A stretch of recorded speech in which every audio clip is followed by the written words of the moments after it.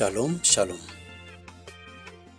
Tu veux faire une prière selon la parole et la volonté de Dieu. Une prière efficace. Voici donc ce que nous devons comprendre.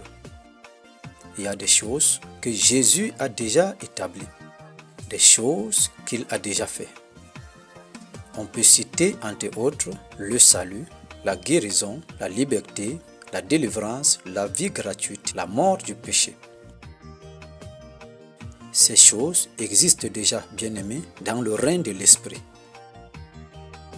Être donc d'accord que cela est vrai et surtout accepter cela au fond de soi-même.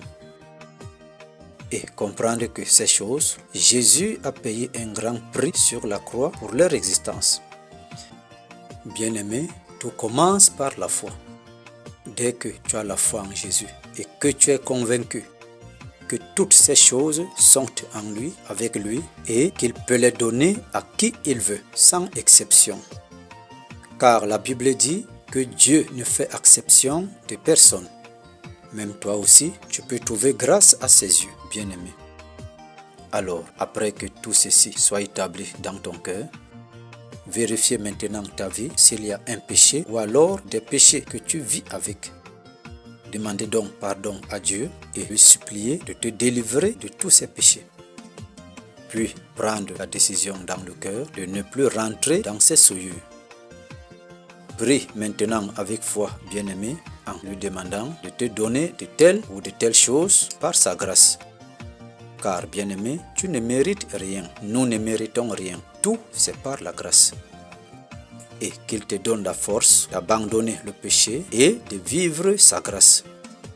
Mais surtout, les principes de la parole qui sont établis par rapport à ce domaine que tu pries. Croire, bien-aimé, que tu as déjà ces choses par la foi. Parce que tu es en accord avec le Seigneur par sa parole.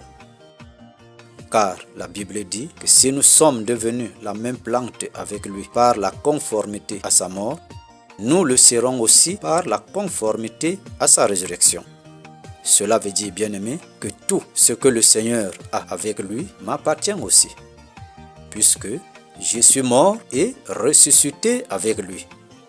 Si je ne vois pas cela s'accomplir, je dois persévérer en menant une vie conforme à sa parole sans perdre la foi. Car il peut toujours faire, il n'a pas changé, il reste et demeure le même aujourd'hui et éternellement. Que Dieu te bénisse et qu'il te bénisse. Au nom de Jésus-Christ, Amen.